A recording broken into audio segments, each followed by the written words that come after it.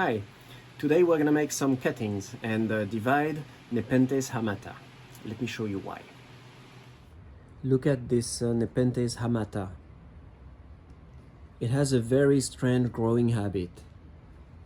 It's dividing, like it's creating different nodes, and I have so many different growth points here, there, and it's not looking good. Those ones on top are not looking good. This one is okay, but it's really really unusual for Nepenthes to do that, as far as I know. I mean, I have about 80 other kinds and they don't do that. The basil looks very healthy. Actually, the basils, plural, there are many. So my plan is to make divisions. I'm gonna keep the basils in the pot for now. I'm gonna cut that stem, and then I'm gonna try to root each of the grow point. So I'll have more plants and it's gonna be less crowded there, right? Look at the picture. Young hamata. Nice. Okay, so that's the plan. I'm gonna start by trimming the dead pictures here and there, and then I'm gonna cut the stem. Now when I do that, I always sanitize my scissors with alcohol. And this is to avoid spreading infections. This is done often by people who cut orchids, because I think orchids are very sensitive to fungi infections and like disease that could spread from one plant to another. Nepenthes, I think maybe a bit less, but better safe than sorry. So I always clean my scissors like this, and I'm gonna go ahead and cut things.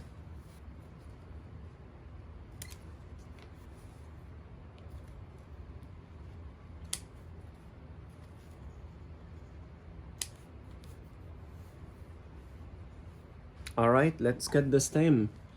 I'm cutting a plant that's relatively expensive here, so I'm always thinking 3 times before I'm doing it, but I think it's the best course of action for this plant. I have many basils in there, they will grow, it's just a matter of time. So let's do this. I'm not cutting anything else on the way.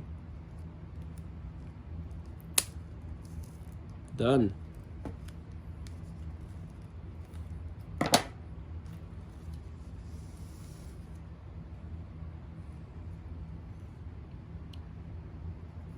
I'm gonna trim the stem a little bit more, but this for now, I'm just gonna keep it there, I think. The important piece that I want to work on today is this one. Okay, so I'm gonna cut those.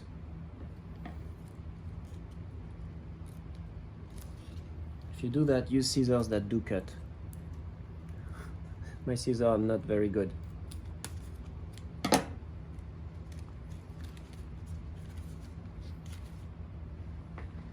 That's one.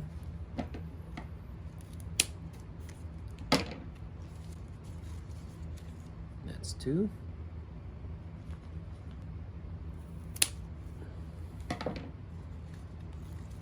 Three.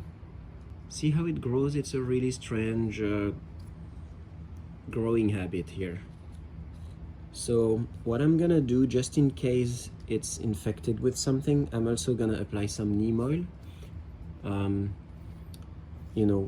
Pure cold pressed neem oil to treat it, just in case there is a pest that I'm not seeing, or some sort of fungi or something. When there is a pitcher, I'm keeping it, because the pitcher can contain and retain water that the plant can absorb, which is nice when the plant doesn't have any roots. So I'm not cutting the pitcher. However, any new tendril here, I'm cutting. I really don't want the plant to work on making pitchers. It's not about that, it's about rooting. So I'm gonna cut the tips, at least the bigger ones. Like this one, I don't want this to develop at all. Okay, so I'm cutting this when I'm making a cutting.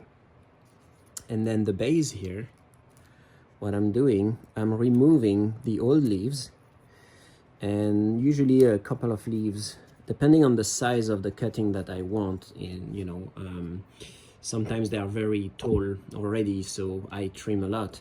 But this one is an okay size, so what I'm gonna do, I'll remove one more leaf because I really want the green part of the stem to have a good contact with the media.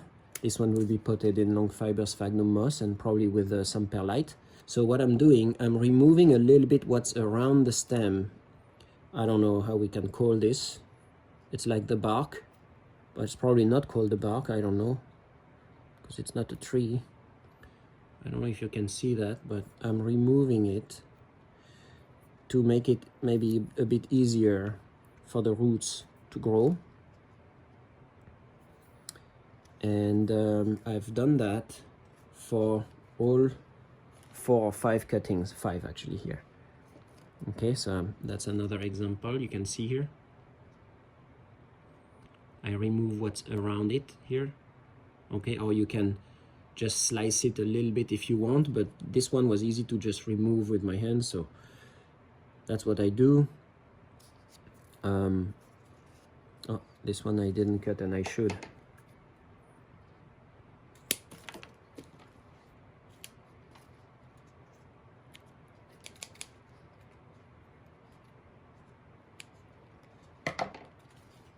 All right, so I have 1, 2, 3, 4, and 5 cuttings from that larger stem here. So I have my neem oil treatment ready, neem oil and dishwasher soap. This has been very effective for me to remove pests and fungi. So I'm gonna use that as a preventive treatment.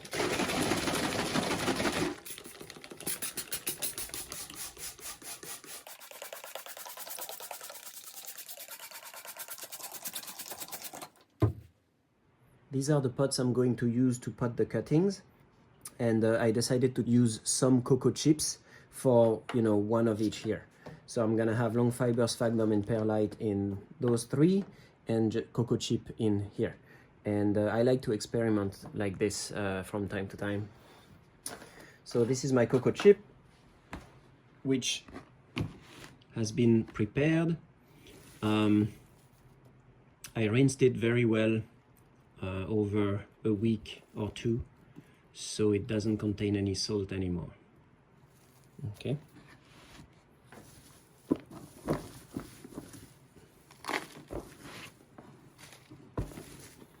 Pure cocoa chip. This media dries relatively fast, so I need to water it often, but it also drains really, really well. So the chance of the plant rotting is, you know, very, very low. You can also mix this with long fiber sphagnum. That's another option. And even perlite.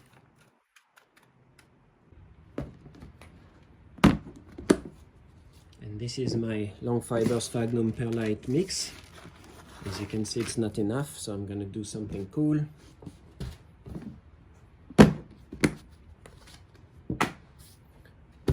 Let's hydrate this guy.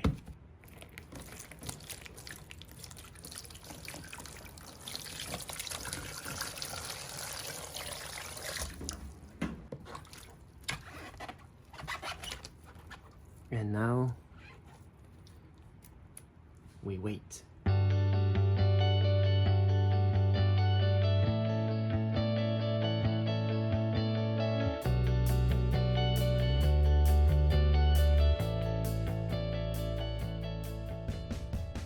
Well, it doesn't really fit in the container anymore. It's crazy how it expands.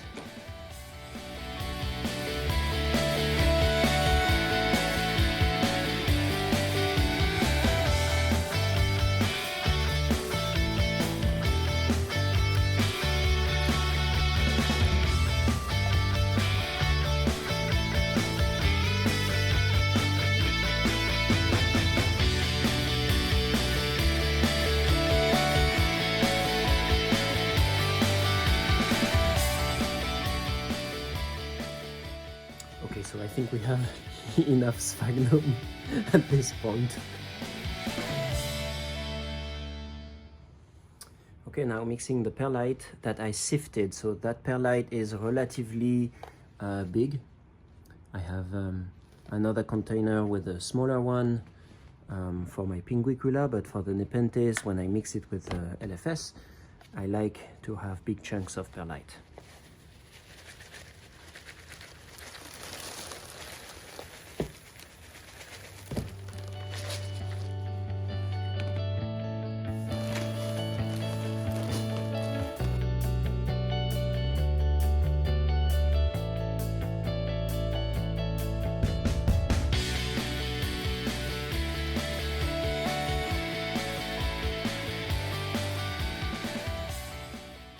Okay, so our sphagnum is mixed with perlite. Let me bring this here. This is new to me. Rooting in cocoa chip I have not done before. I think it may not work, so we will see, because this will have to stay really humid.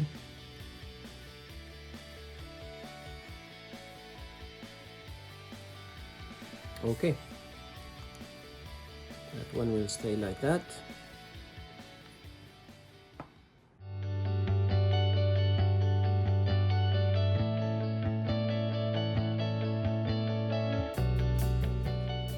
So what I'm doing, I'm putting a little bit of media on top of the last leaf just to hold it. That's a trick. Now with cocoa chip it doesn't work that well, but with the sphagnum it works much better.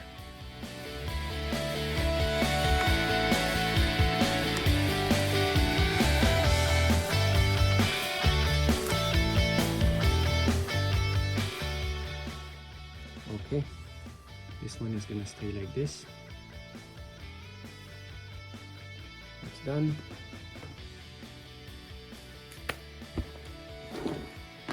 Now the sphagnum.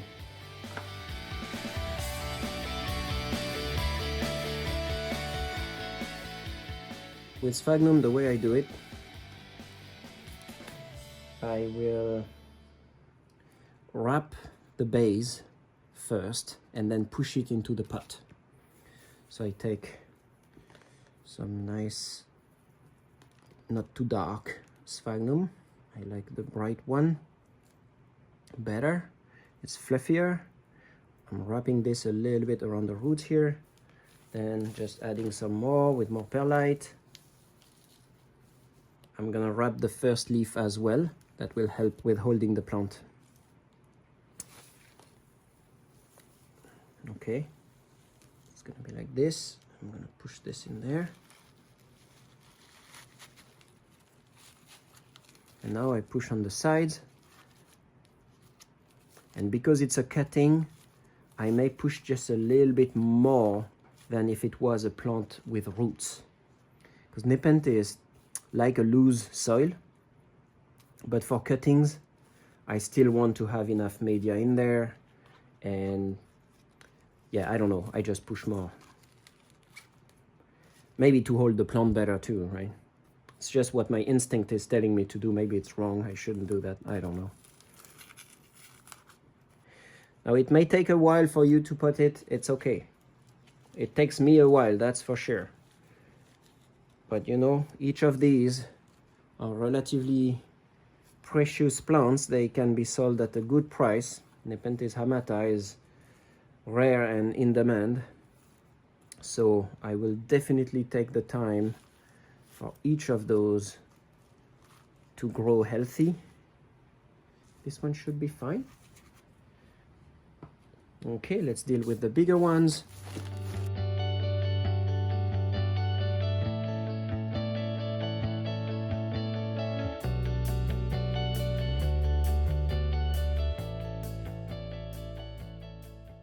That's the nice one with the picture. All right, so I'm wrapping the base in sphagnum. And again, I'm gonna go over the first leaf. Try to at least.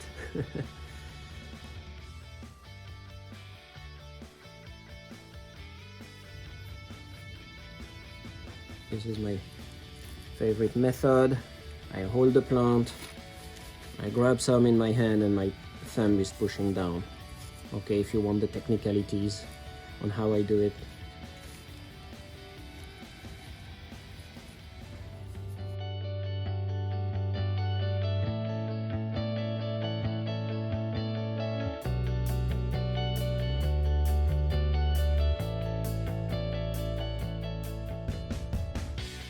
Okay, and then I try to cut this, but I don't want to pull it because this fiber goes all the way down in the pot. I don't want to remove it from the pot, right? So I usually just try to cut it with my nails.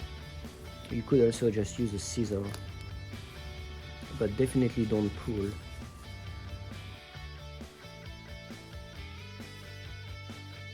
Okay, this one is done. Last one.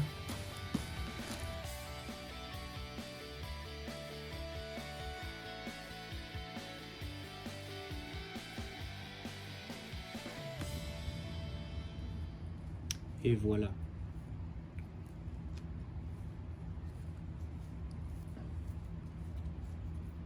The last step is going to be to water them thoroughly so that there is no air pockets in there. We want the sphagnum to really expand. I always do that after a repotting for any plant, not just spraying, actually watering with a bottle.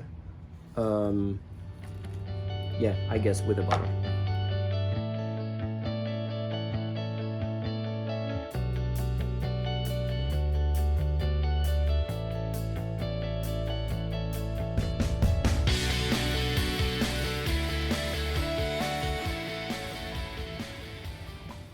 Okay, last one. I'm just pouring water gently, just making sure not to move the plant, but I want the sphagnum to absorb as much moisture as possible.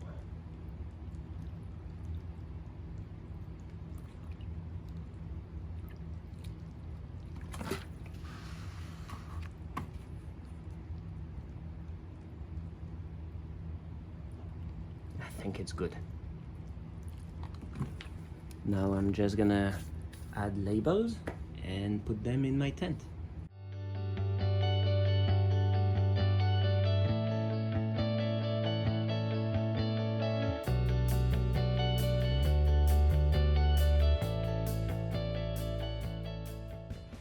And here they are, my freshly potted cuttings. So this one is the mother plant. I think I'm probably gonna repot it as well. I'm still thinking about that, but it probably deserves a repotting anyway. So yeah, they are here, the two small ones over there. Hard to access this, it's far on my shelf, on my top shelf here in my tent. But yeah, hopefully they will grow fine. And I will provide updates, that's for sure. All right. Okay, thank you for watching.